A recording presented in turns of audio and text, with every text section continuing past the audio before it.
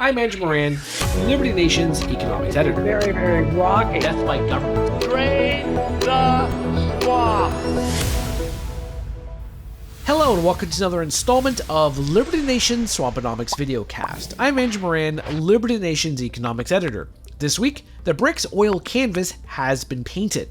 The 15th annual BRICS summit was recently held in Johannesburg, South Africa. President Cyril Ramaphosa announced that 6 nations had been formally invited to join the coalition: Argentina, Egypt, Ethiopia, Iran, Saudi Arabia, and the United Arab Emirates.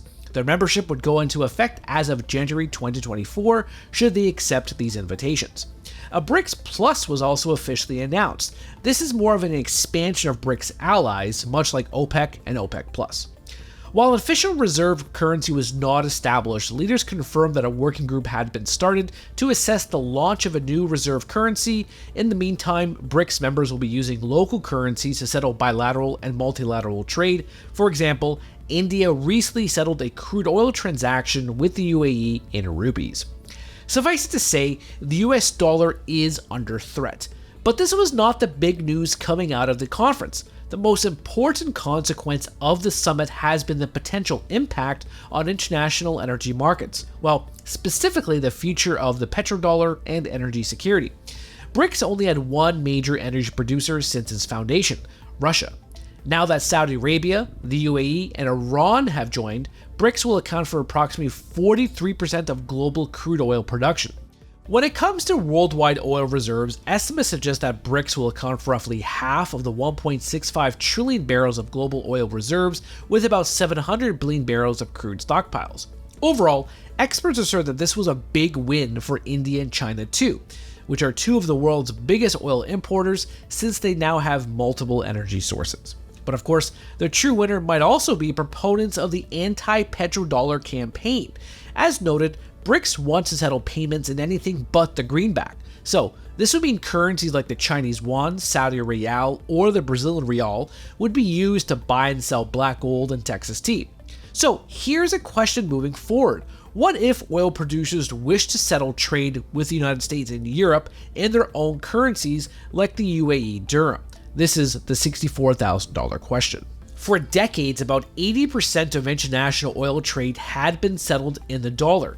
This has been the status quo until now, it seems. So, not only is the petrodollar at stake, but US energy independence is also vulnerable.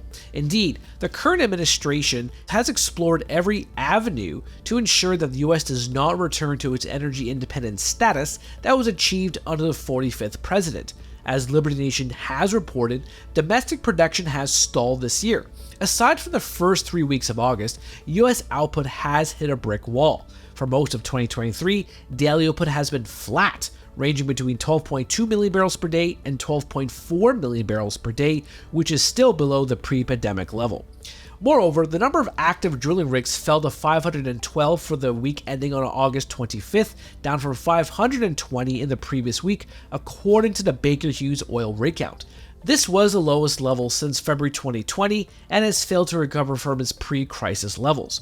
The Energy Information Administration, or EIA, warns that shale oil production from top producing regions like the Permian Basin and South Texas Eagle Ford will slide to 9.1 million barrels per day in September, the second straight monthly decline. In the end, the US energy industry and the US dollar are coming under threat by the reformed BRICS and the organization's expansion plans. After years of international American hegemony, the world order is facing resistance from a bloc of anti-Western countries, but of course, just don't call them anti-Western countries. Since Argentina is now joining BRICS, it'll be appropriate to say this: don't cry for me, United States dollar. BRICS art is anti-dollar and pearl oil. It's about to paint its masterpiece. That's it for me this week. Please read my full Swamponomics column on the pages of LibertyNation.com and be sure to check out my catalog of other Swamponomics TV episodes. Thank you. Don't get caught up in the media madness. Join our movement for free thinking and free speech at LibertyNation.com. publishing news and analysis 24/7 with original articles by our team of authors who tell it like it is. Join us each week for online TV shows, The Uprising Podcast, and Liberty Nation Radio. We believe in free thinking and free speech. We are LibertyNation.com. I'm Andrew Moran, Liberty Nation's economics editor. Very, very rocky. Death by government. Drain the swamp.